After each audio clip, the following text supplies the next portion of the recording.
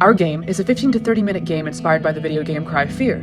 We decided to call our game A World Between Pages, a knave where light is your closest friend. You wake on abandoned and desolate streets. It's hard to see because it's so dark and you feel as though you are being watched.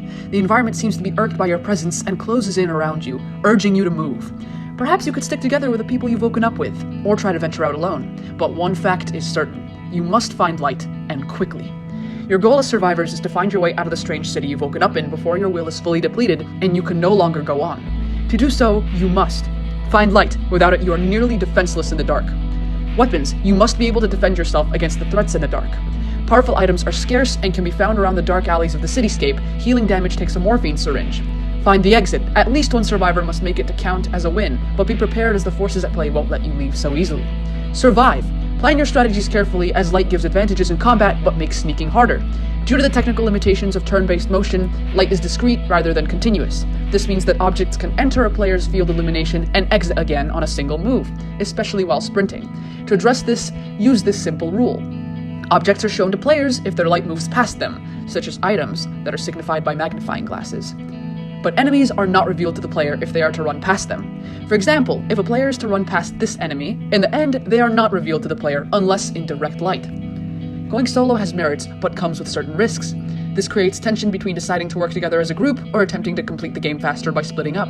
Remember, you are only defeated once your will is completely depleted.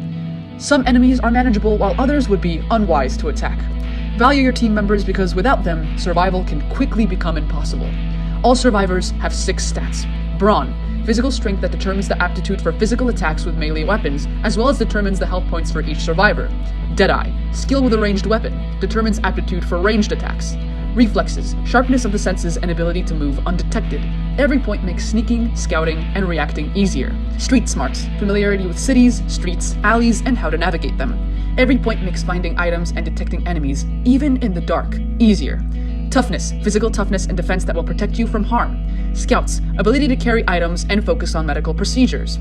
Players exist in one of 3 states. Stealth, you hide your presence. Enemies will not notice you until you take an action that removes stealth. Stealth is required for certain actions such as sneak attacking an enemy. Crouching is the only way to enter the stealth state. Normal, you are not drawing attention to yourself, but you are not being particularly sneaky. Enemies will behave normally in this state. Normal is the only state that no actions must be taken to enter, as it is the base state.